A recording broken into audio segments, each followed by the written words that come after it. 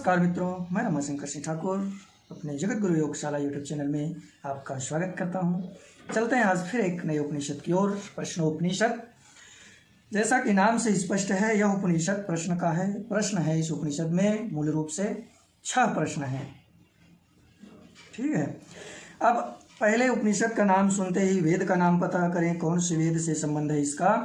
तो प्रश्नोपनिषद अथर्ववेद से संबंधित है। ट्रिक क्या बताए थे आप लोग को कि चाहे पशु भी सैंडल पहन ले तो भी नहीं थरथराएगी। यह महावाक्य है, किसी के मुन मान से लेना देना नहीं है, ना कोई प्रश्न की बात है इसमें। ऐसा बनाए थे ट्रिक। तो प्रश्नोपनिषद अथर्ववेद से है। इसका ट्रिक देखेंगे कौन कौन ऋषि हैं जिन्होंने प्रश्न किए हैं। तो कभाग शशु, ऐसा याद रखना। ट्रिक क्या है? कभाग शशु, कभा आग शशु। क कबंधी, भा भार्गव, आ आश्वालायन, ग गार्ग्य, स सत्यकाम, सु सुकेशा। तो इन 6 ऋषियों ने महर्षि पिप्लाद से सृष्टि उत्पत्ति के क्रम में प्रश्न पूछे। यह उपनिषद में सृष्टि उत्पत्ति का रहस्य बताया गया है। सृष्टि उत्पत्ति की व्याख्या की गई है इस उपनिषद में। तो चलिए देखते हैं। सबसे पहले कबंधी ने क्या प्रश्न किया। ये सभी ऋषि महर्षि पिप्लाद से प्रश्न किए हैं। तो महर्षि पिप्लाद से महर्षि ऋषि कबंधी पूछते हैं, किस प्रसिद्ध व कारण विशेष से प्रजा नाना रूपों में जन्म लेता है। ये जो प्रजा नाना रूपों में जन्म ले रहा है उसका कारण क्या है, क्या प्रसिद्ध कारण है। किस प्रसिद्ध व कारण विशेष से प्रजा नाना रूपों में जन्म लिया है। तो इसका उत्तर था, प्रजापति ने तप किया था, तप से मिथुन उत्पत्ति हुई। रई और प्राण से को मिथुन कहते हैं। ये रई और प्राण मिला है, मिलने से ही सृष्टि की उत्पत्ति हुई है, ऐसा कह सकते हैं। प्रजापति ने तप किया, तप से मिथुन की उत्पत्ति हुई और मिथुन क्रिया से रई और प्राण बना। रई और प्राण की मिथुन क्रिया से ही सृष्टि की उत्पत्ति हुई है। फिर दूसरा प्रश्न है भार्गव। भार्गव ने प्रश्न किया 3 प्रश्न। प्रजा को कौन धारण करता है। ये प्रजा तो उत्पन्न हो गया यहाँ कबंधी के प्रश्न से, मिथुन क्रिया से, रई और प्राण के संयोग से। फिर भार्गव प्रश्न करते हैं महर्षि पिप्लाद से कि हे महर्षि, प्रजा को कौन धारण करता है, कौन प्रकाशित करता है और कौन प्रजा से सर्वश्रेष्ठ है।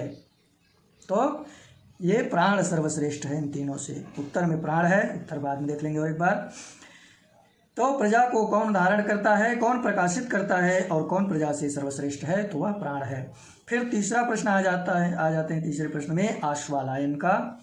इन्होंने 5-6 प्रश्न किए हैं कि प्राण कहाँ से आता है, शरीर में कैसे आता है, प्राण किस प्रकार शरीर में ठहरता है, वह शरीर से कैसे निकलता है, बाहरी जगत को कैसे धारण करता है, आत्मा जगत को कैसे धारण करता है। ये जो प्राण है वो कहाँ से आता है, शरीर में कहाँ प्राण कहाँ से आता है, कहाँ से उत्पन्न हुआ है, शरीर में कैसे आता है, ये किस प्रकार आता है, किस प्रकार रहता है शरीर में, ये कहाँ रहता है, शरीर से कैसे निकलता है, फिर बाहरी जगत को कैसे धारण करता है, आत्मा जगत को कैसे धारण करता है, ये प्रश्न है। तो प्राण कहाँ से आता है, आत्मा से। आत्मा की ही परछाई माना गया है प्राण को। प्राण शरीर में कैसे आता है, आत्मा से आता है, आत्मा की ही परछाई है। ठीक है। प्राण किस प्रकार शरीर में ठहरता है, अलग अलग विभाग में ठहरता है। ये जैसे प्राण के प्रकार हैं, प्राण अपान समान व्यान उदान, इनके अलग अलग स्थान हैं, ये शरीर में ठहरते हैं। अलग अलग स्थान से अलग अलग इनका काम है, आगे देखेंगे इसको। शरीर में बाहरी जगत को कैसे धारण करता है। प्राण को आदित्य भी कहा जाता है, प्राण को आदित्य भी कहा जाता है। तो प्राण आदित्य को धारण करता है, अपान पृथ्वी को धारण करता है, समान आकाश को धारण करता है, व्यान वायु को धारण करता है, उदान तेज को। तो अपान वायु क्या करता है, सब मल निष्कासन में काम आता है। तो ये पृथ्वी तत्व का प्रतीक है, इसलिए पृथ्वी को धारण करता है। समान सभी जगह व्याप्त रहता है, आकाश सब जगह व्याप्त है, इसलिए आकाश है। व्यान व्या वायु, ये वया है, वायु है, व्यान वायु। फिर उदान तेज को कहते हैं, तेज को धारण करता है उदान। फिर आत्मा जगत को कैसे धारण करता है। तो आत्मा जगत को आदित्य वायु पृथ्वी व आकाश व तेज रूप में धारण करता है। ठीक है। आत्मा जगत को आदित्य, वायु व आकाश, पृथ्वी, तेज के रूप में धारण करता है। फिर चौथा प्रश्न महर्षि गार्ग ने किया है कि स्वप्न कौन देखता है। रात में हम जब सो जाते हैं तो स्वप्न कौन देखता है, कौन जागता है। स्वप्न में कौन सोता है, कौन जागता है, कौन स्वप्न देखता है, किसको सुख होता है, किसमें सब स्थित है। तो स्वप्न में कौन सोता है, मन सो जाता है, शरीर भी सो जाता है, मन भी सो जाता है। कौन जागता है, ये प्राण अग्नि जागते रहते हैं, प्राण अग्नि जागता है, ठीक है। कौन स्वप्न देखता है, मन स्वप्न देखता है।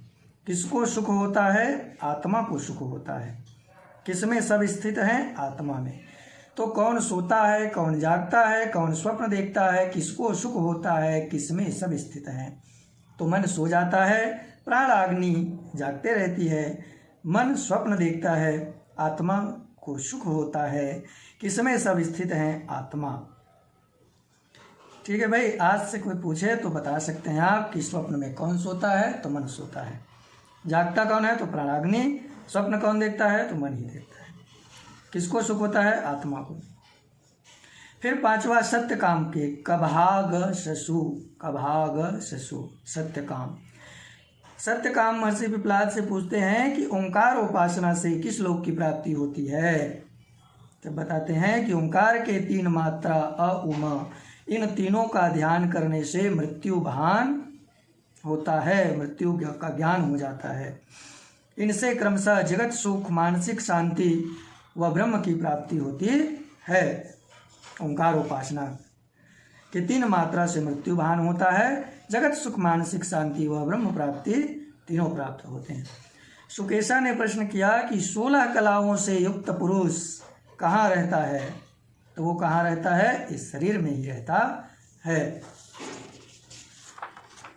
फिर देखते हैं रई और प्राण। अब प्रश्नोपनिषद में का मुख्य विषय है रई और प्राण। इन्हीं से ही सृष्टि की उत्पत्ति हुई थी, प्रजा यहीं से उत्पन्न हुए थे, रई और प्राण के मिलने से ही, मिथुन क्रिया से। तो चंद्र, रई किसको कहेंगे, रई में क्या क्या आते हैं, चंद्र, दक्षिणायन, रात, पितृयान, प्रिय मार्ग, कृष्ण, प्रवृत्ति मार्ग, विकृति, वीर्य। तो ये चंद्र रई है, प्राण सूर्य है। दक्षिणायन रई है, उत्तरायण प्राण है। रात रई है, दिन प्राण है। पितृयान रई है, देवयान प्राण है। प्रेय मार्ग रई है, श्रेय मार्ग प्राण है। कृष्ण रई है, शुक्ल प्राण है। प्रवृत्ति मार्ग रई है, निवृत्ति मार्ग प्राण है। विकृति प्रकृति है, विकृति रई है, प्रकृति प्राण है। वीर्य रई है, अन्न प्राण है। तो चांद चंद्रमा रात में होती है। दक्षिणायन होता है जब सूर्य है तो ठंड आने लगता है। पितृयान है, प्रिय मार्ग है, कृष्ण है। तो ये याद रखेंगे, जो रात से याद रखेंगे इसको। रात से 4 चीज़ पता चला है। रात में चांद निकलता है, रात में ठंड होता है तो सूर्य दक्षिणायन होता है, ठंड बढ़ता है। फिर कृष्ण होता है रात में, फिर विकृति है ये, और वीर्य है यह। तो रई क्या है, चंद्र, रात, चंद्र, दक्षिणायन, कृष्ण, पितृयान, प्रिय मार्ग, प्रवृत्ति मार्ग, विकृति, वीर्य। वैसे ही प्राण उजाला का प्रतीक है, सूर्य का प्रतीक है, तेज का प्रतीक है। तो सूर्य उत्तरायण, तेज धूप होने लगता है उत्तरायण होने से, दिन का प्रतीक है ये। देवयान है, श्रेय मार्ग है, शुक्ल है। निवृत्ति मार्ग है, प्रकृति है, अन्न है। ठीक है। पंच प्राण के अंतर्गत आते हैं प्राण, अपान, समान, व्यान, उदान। प्राण आदित्य को धारण करता है, पहले ही पढ़ चुके हैं। अपान पृथ्वी को धारण करता है, समान आकाश को, व्यान वायु को, उदान तेज को धारण करता है। 16 कलाएं देख लेते हैं कौन कौन सी है। 16 कलाएं आकाश, वायु, अग्नि, जल, पृथ्वी, पंच तत्व है ये। फिर है मन, इंद्री, अन्न, 8 पंच तत्व, और ये 3 8। फिर प्राण, श्रद्धा, मंत्र, तप, कर्म, लोक, नाम और वीर्य, ये 16 कलाएं हैं।